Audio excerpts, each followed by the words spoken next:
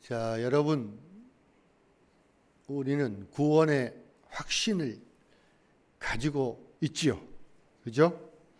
그런데 왜 아직도 여전히 우리는 죄의 지배를 받는 것처럼 살아가야 할까요? 우리는 믿음으로 죄의 권세와 능력을 이겼습니다. 해방되었습니다. 또 우리는 죄 용서를 받았습니다.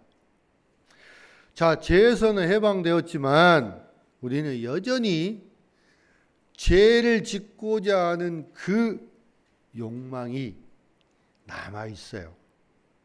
죄는 여전히 우리를 유혹하고 끌어당깁니다. 우리의 옛 습관과 옛 사고방식은 여전히 우리에게 자연스럽게 다가옵니다. 또 은연중에 나타나기도 합니다. 그렇기 때문에 사도 바울은 우리의 몸을 죄에 사용되는 무기로, 도구로 내어주지 말고 대신 의에 의해서 하나님께서 사용하도록 내어주라고 말하고 있습니다. 자, 정말 우리가 믿음으로 의롭다함, 즉 칭의를 받았다면 그 순간부터 우리는 크든 작든 변화가 나타나야 합니다. 변화가 곧 생명입니다. 변하지 않으면 멸망합니다. 그런데 전혀 우리의 삶에 변화가 없고 또 생명의 그 약동함이 없다면, 나타나지 않는다면 과연 우리가 의롭다함을 칭의를 받았는지 의심해 볼 필요가 있습니다. 자, 과연 우리는 구원받은 자로 예정되었습니까? 고린도후서 13장 5절 말씀 보시면요. 같이 한번 읽겠습니다. 너희는 믿음 안에 있는가? 너희 자신을 시험하고 너희 자신을 확증하라. 예수 그리스도께서 너희 안에 계신 줄을 너희가 스스로 알지 못하느냐? 그렇지 않으면 너희는 버림받은 자니라. 예수 그리스도께서 우리 안에 계시다는 것을 우리는 망각하면 안 됩니다. 기억해야 합니다. 우리가 믿음으로 칭의 의롭다함을 받았다는 것은 예수님과 우리가 연결되었다, 결합되었다라는 의미죠. 예수님, 성령님이 내 몸 안에 들어와 계시는 겁니다. 그런데도 불구하고 내가 과연 구원받았다고 생각하는데 나에게 아무런 변화가 일어나지 않는다면, 구원의 확신이 없다면, 내가 구원받았다고 예정됐다는 게 확신이 없다면 우리의 믿음을 다시 한번 점검을 해볼 필요가 있습니다. 여러분, 그리스도로 변화된 줄 믿습니다. 자, 여러분, 사도 바울은 6장을 시작하면서 은혜를 더하기 위해서 너희는 죄에 거하겠는가 물어보면서 그 질문에 대한 답으로 뭐라고 얘기합니까? 그럴 수 없다. 그럴 수 없느니라. 이렇게 답을 합니다. 자, 예수 그리스도를 믿음으로 우리가 받은 하나님의 선물, 그 칭의는 선언에 그쳐서는 안 됩니다. 선언에 그쳐서는 안 되고 그 칭의가 성화로 이어져야 한다는 겁니다. 그래서 이 성령의 열매, 그 아주 고매한 그 믿음의 수준까지 우리의 믿음이 장성해야 된다는 것입니다. 자, 성도들은 결코 더 이상 범죄를 하지 않을 수는 없습니다. 그렇지만 우리가 새로운 피조물로서 더 이상 죄의 지배를 받는 생활을 계속해서는 안 될 것입니다. 자, 그리스도로 인해서 죄로부터 해방된, 즉 중생에 이른 우리 성도들의 생활은 그 방향이 어디를 향하게 되냐면 이제는 하나님께 향하게 되어 있는 것입니다. 그리스도로 말미암아 우리의 방향이 전환이 이루어진 것입니다. 물론 아직 우리는 불완전하지만 우리가 그 하나님으로 바라보는 그 방향이 탈선만 하지 않는다면, 그대로만 나아간다면 성령에 인도되어서 우리는 하나님의 영광에 이를 수 있을 것입니다. 자, 여러분, 구원의 여정, 구원의 순서가 있는데요. 자, 예수 그리스도께서 우리 죄 많은 인간을 위해서 십자가에 기꺼이 돌아가셨습니다. 그리고 3일 만에 부활하셨죠.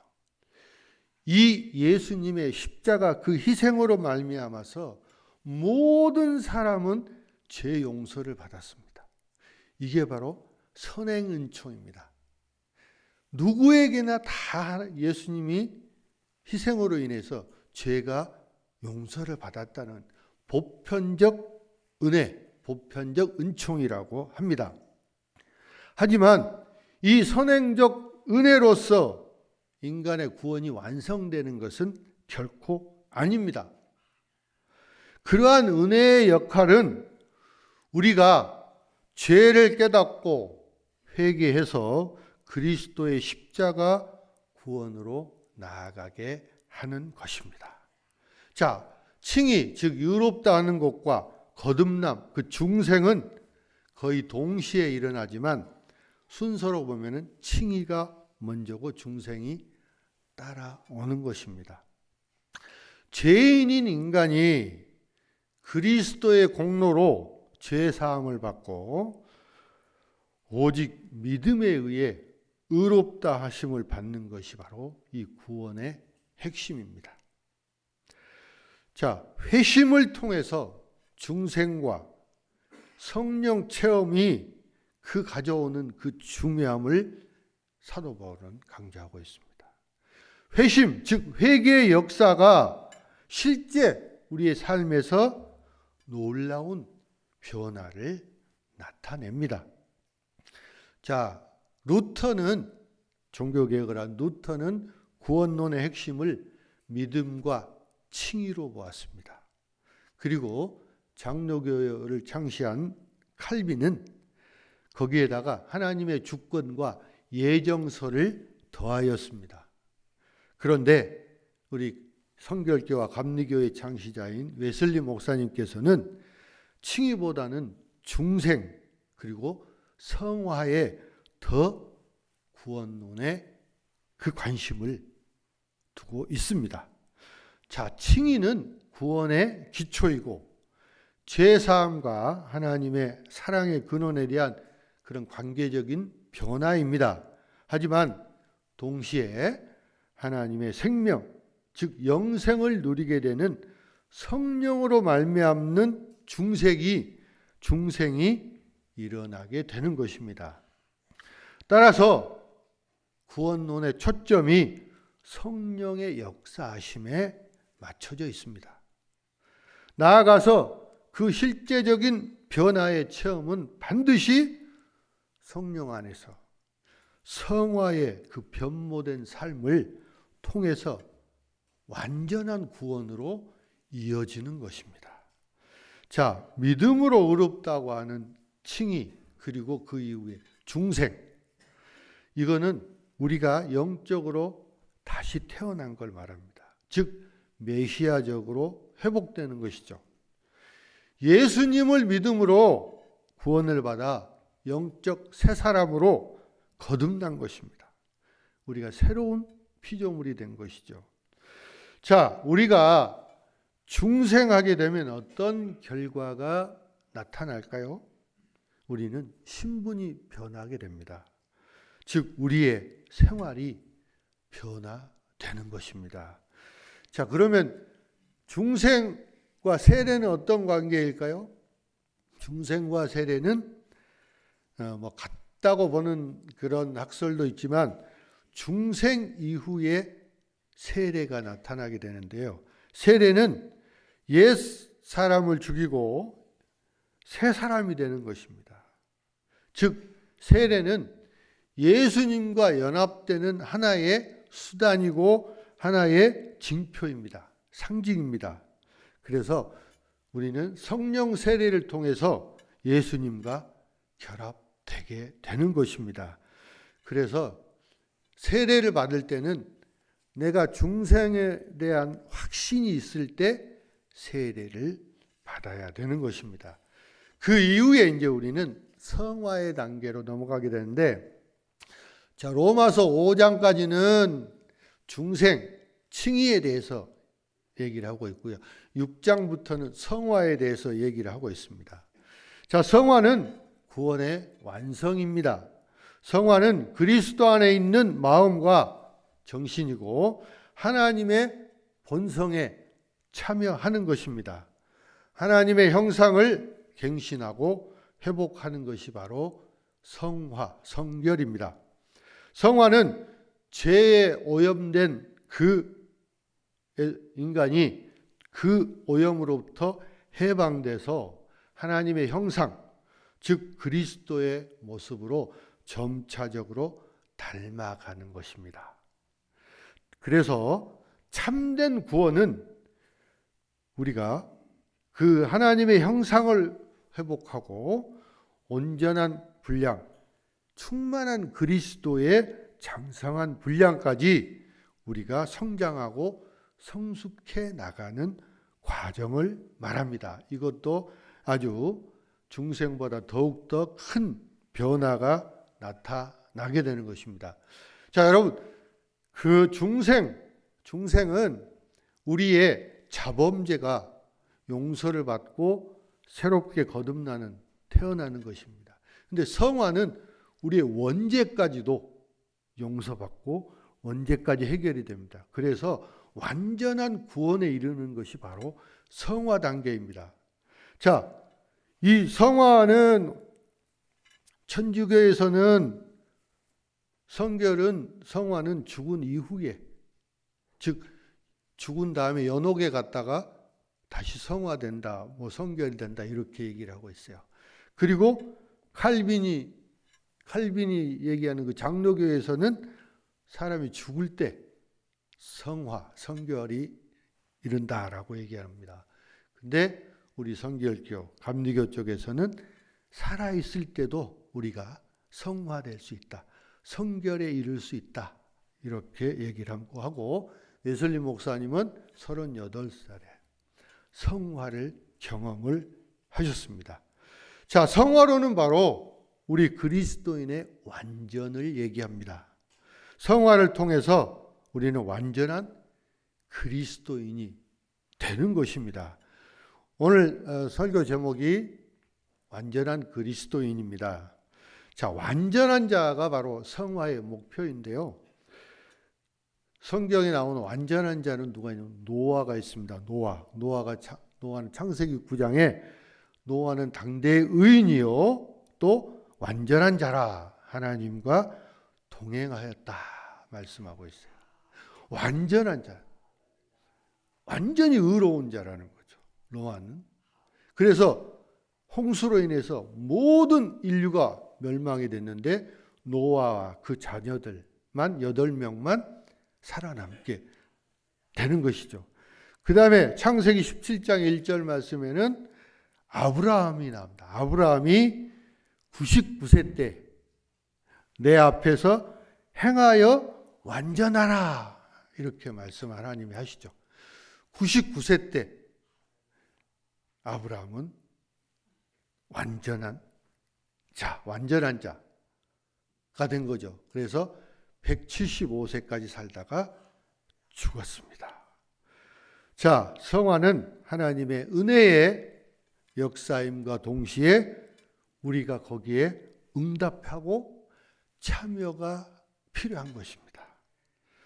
자, 성화는 하나님의 은총으로 의롭게 된 그 사람이 죄의 세력으로부터 구원을 받는 것이고 또 예수님의 인격을 닮아가는 과정입니다. 예수님 중심의 삶, 예수님의 중심의 삶은 우리가 완전하게 되는 것입니다. 그렇죠. 그리고 우리가 성화된다라는 건 우리가 거룩하다라는, 거룩하게 된다. 또한 분리된다. 세상과 분리된다라는 의미예요. 그래서 우리가 거룩하여지고 성화되는 것은 예수님을 만날 준비가 되어가는 과정을 성화라고 얘기합니다. 그래서 결국에는 그리스도의 그 장성한 분량에 우리가 도달하게 되는 것입니다. 이게 완전한 구원이고 완전한 그리스도인이 되는 것입니다. 그 이후에 마지막에 영화 단계에 이르게 되는데요. 영화 단계는 우리가 미래의 죄로부터 구원을 받아서 예수님처럼, 예수님이 다시 재림하실 때 예수님처럼 변화되어서 완전한 구원을 이루게 되는 것입니다. 이게 바로 영화입니다. 예수님이 다시 오실 때 우리의 몸과 영혼이 완전하게 의롭게 되어서 하나님과 영원히 그 영광 안에 들어가는 것을 우리는 영화라고 얘기합니다. 영화라고 합니다. 여러분, 우리가 예수님 믿기 전에는 죄의 노예였습니다. 죄의 지배 아래 있었습니다.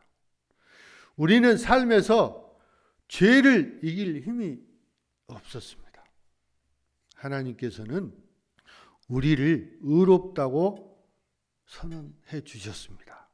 그리고 우리를 성령으로 충만하게 하셔서 이제 우리 모두는 죄를 이길 수 있습니다. 죄를 이길 수 있는 능력을 갖게 된 것입니다. 이제 더 이상 죄는 우리를 지배할 수 없습니다. 사탄도 더 이상 우리를 지배할 수가 없습니다.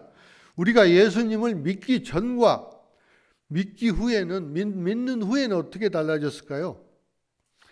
믿기 전에는 우리가 죄에 굴복해서 우리가 사는데 별다른 갈등이 없이 그냥 살았습니다.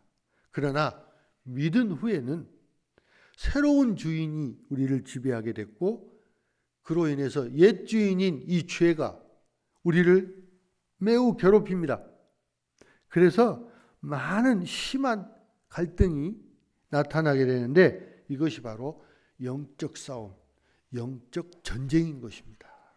자, 그렇다면 이 영적 전투, 영적 전쟁에서 이길 수 있는 방법은 무엇이 있을까요?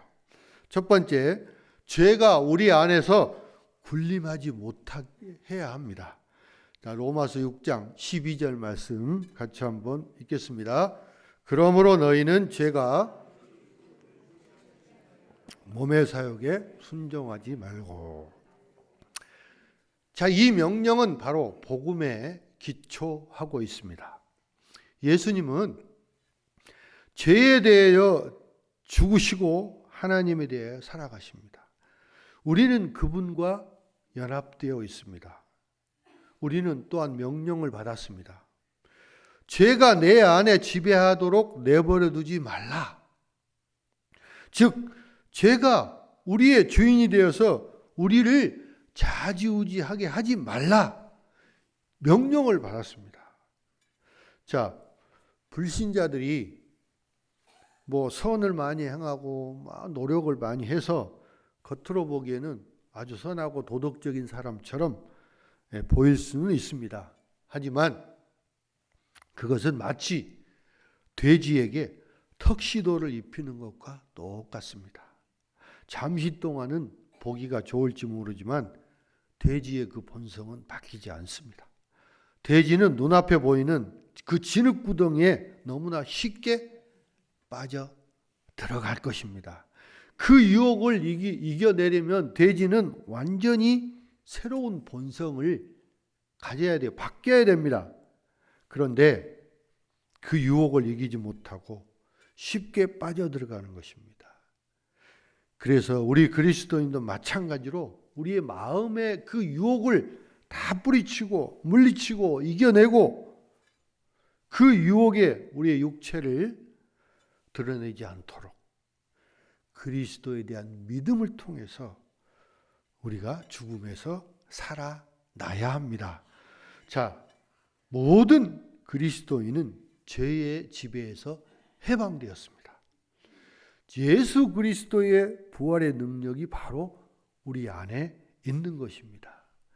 어떤 다이어트를 하는 사람들 보면은 이런 말하죠.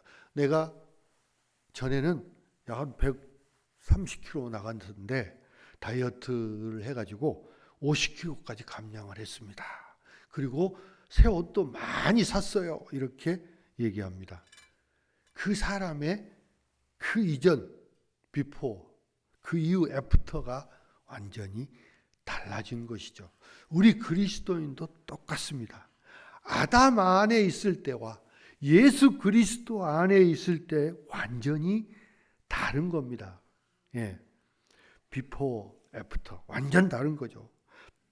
그러나 우리는 아담 안에와 그리스도 안에 동시에 있을 수는 없습니다. 즉 양다리 거칠 수는 없어요. 오직 우리는 예수 그리스도 안에만 있어야 합니다. 예수 그리스도 안에 있는 우리는 새롭게 창조된 피조물로 살아갈 수 있는 것입니다.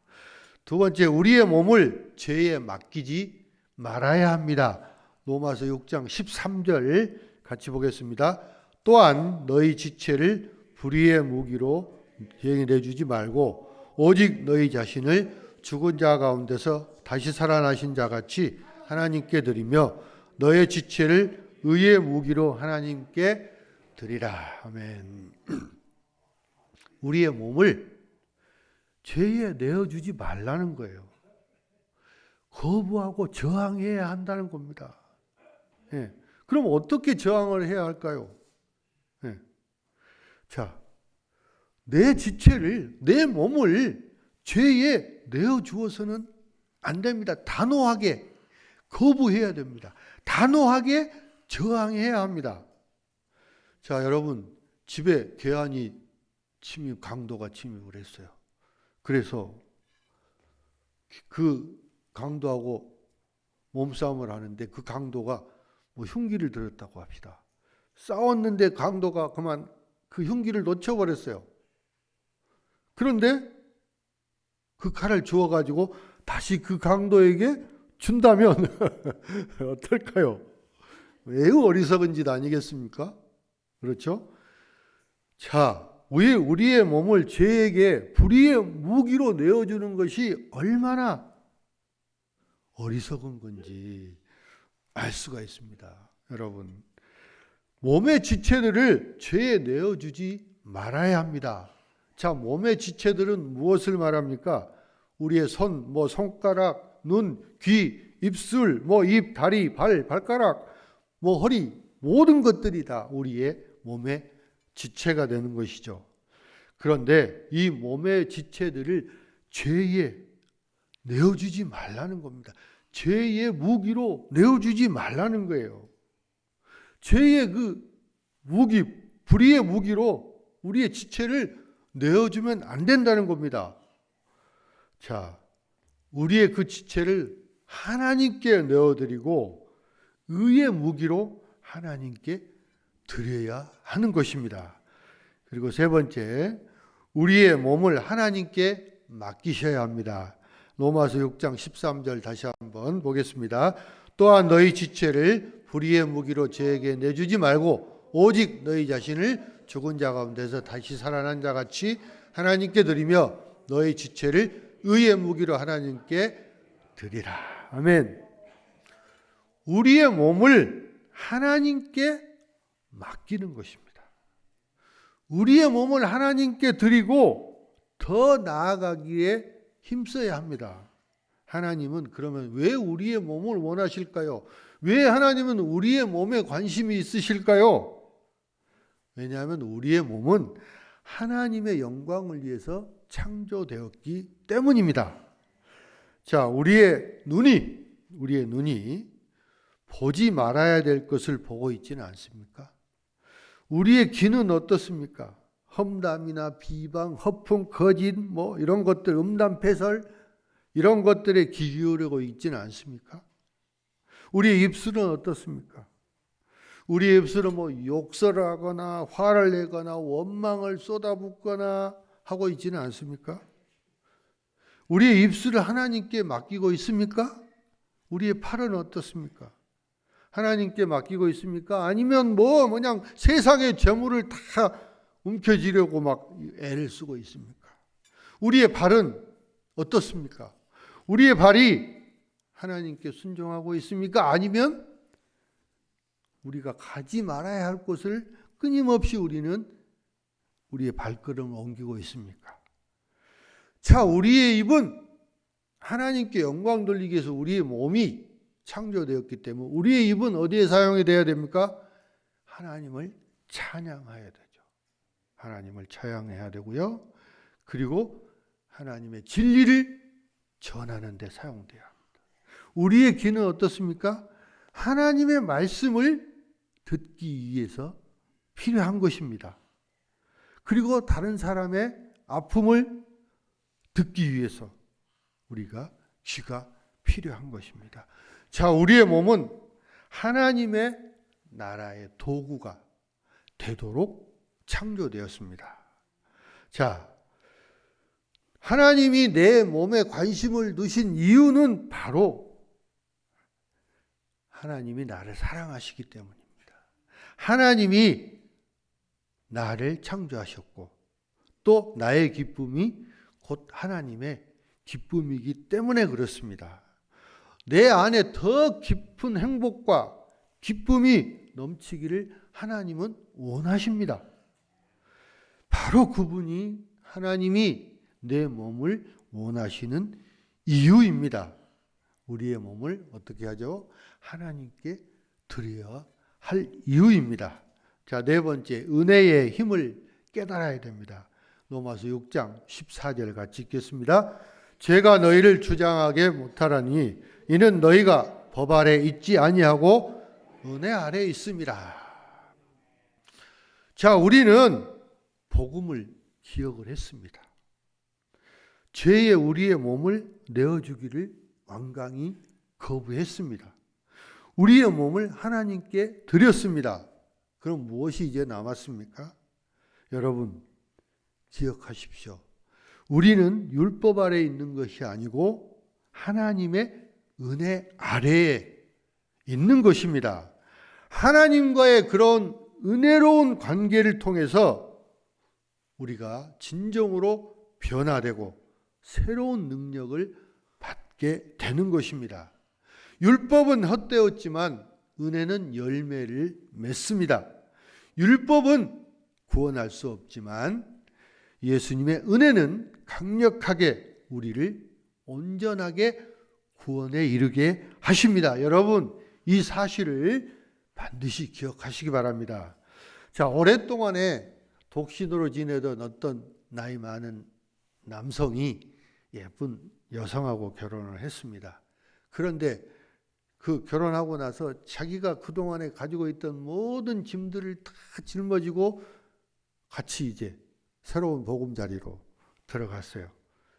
그래서 거기서도 집을 대충 어지럽히고 짐을 여기저기 막 집어내놓고 옛날에 했던 그 버릇들을 그대로 하고 있는 거예요. 고쳐야 되는데 그 고치지도 않고 그 습관들, 또 부인하고 아무것도 상의하지 않고 자기 마음대로 돌아다니고 돈도 마음대로 막 헤프게 쓰고 이렇게 하는 거예요. 그러면 어떻게 되겠습니까? 부인이 화가 잔뜩 나겠죠. 네. 이 남성은 본인이 결혼했다는 그 사실을 모르고 있는 겁니다. 모르는 거예요. 네. 그는 그 사실을 인식을 해야 합니다. 그리고 그는 결혼한 상태이기 때문에 이제는 그리스도인의 남편으로서 마땅히 그가 살아가야 될 삶을 살면 되는 것입니다. 옛날로 돌아가서는 안 되는 것이죠. 이게 바로 우리가 새롭게 변화되는 은혜인 것입니다. 사랑하는 성도 여러분, 우리는 예수님을 믿는다고 하면서도 왜 화를 내고 살까요? 그리스도인은 화를 안 냅니까? 여러분 화 안 내요?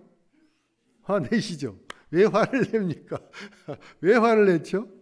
화는 어떻게 다스려야 되죠? 네. 화를 우리가 안 내려고 막 다짐하고 결심하고 노력하고 하지만 그것은 성경적인 방법이 아닙니다. 오히려 그럴수록 더욱더 우리가 세상적인 길, 우리의 육체적인 길로 나아가게 되는 것입니다. 자, 이 세상은 하나님이 창조하시고 나서 뭐라고 하셨냐면 참 좋았다. 참 좋아. 너무 평화롭고 너무나 좋은 세상을 하나님이 창조하셨어요. 화날 일이 뭐가 있습니까? 자, 이 좋은 세상을 우리가 영의 눈으로 보면 어떻게 될까요? 너무 평화롭고 너무 아름답고 화낼 일이 전혀 없습니다. 하나님이 창조하신, 하나님이 좋다고 창조하신 이 세상에 왜 우리가 화를 냅니까? 그 영의 눈으로 세상을 바라보고 화를 우리가 안 내는 그러한 거듭남의 체험이 필요한 것입니다. 여러분, 이걸 기억하십시오. 이것이 바로 우리가 거듭난 것과 같은 그것입니다. 자, 이 거듭남의 원리, 그 이치를 우리가 발견하면 우리의 삶은 저절로 주님이 원하시는 삶을, 그 변화된 삶을 살 수 있는 것입니다. 살아가게 되는 것입니다. 여러분, 노예에게 노예처럼 행동하지 말라라고 얘기하는 것은 그를 조롱하는 것입니다. 그런데 노예에서 해방된 사람에게 노예처럼 행동하지 말라고 하는 것은 그가 새로운 자유를 따라서 행동할 수 있도록 격려하는 것입니다. 위로하는 것입니다. 자, 그리스도 밖에 있는 사람에게 죄 짓는 것을 멈춰라 라고 말하면 그것은 아무 소용이 없는 헛된 일입니다. 그러나 그리스도께서 죄에서 해방시켜 주신 사람에게 죄 짓는 것을 멈춰라 하고 하는 것은 대단히 의미 있는 말이고 유익한 그런 말인 것입니다. 여러분, 죄는 여전히 아주 매력적입니다. 심지어 죄에 대해서는 죽고 그리스도 예수 안에서 하나님에 대해서 살아있는 우리 그리스도인들에게도 죄는 대단히 매력적으로 보입니다. 그리고 우리 성도들도 여전히 죄에 대해서 강한 욕망, 정욕을 느낍니다. 죄가 우리의 문을 두드릴 때 우리는 어떻게 될까요? 자동적으로 문을 쾅 닫고 나는 필요 없습니다. 가세요. 단호하게 거절해야 됩니다. 그런데 그렇지 못하다는 거죠. 그래서 사도 바울은 죄가 지배하게 하지 마세요 이렇게 명령을 하고 있는 것입니다. 죄는 잠시 동안 우리에게 쾌락을 주지만 영원한 죽음으로 인도하는 것입니다. 여러분, 잠시 동안 육신의 그 정욕에 탐닉해서 영원한 그 천국의 기쁨을 잃어버린다면 이것처럼 어리석은 일이 과연 어디에 있겠습니까? 여러분, 우리의 몸을 하나님께, 하나님의 영광을 위해서 사용하시기 바랍니다. 여러분, 죄가 나의 삶을 지배하게 해서는 결코 안 될 것입니다. 우리가 죄가 우리를 지배하도록 내버려 둔다면 우리는 다시 옛날의 상태, 옛사람, 옛날의 노예 상태, 죄의 지배의 상태로 돌아가게 되고 말 것입니다. 그 노예 상태에서 벗어나는 일은 너무 어렵고 힘든 일입니다. 오직 예수님의 능력이 아니면 매우 힘들 것입니다. 만약 우리가 욕망과 정욕에 굴복한다면 우리는 아마 그 정욕에, 그 욕망에 노예가 되고 말 것입니다. 죄가 우리를 지배하도록 내버려 두어서는 안 되는 것입니다. 성도님들 모두 이 구원의 여정에서 이제 성화의 단계로 더욱더 발전하시고 영화에 이르는 그런 놀라운 역사가 나타나도록 주님의 이름으로 축원합니다.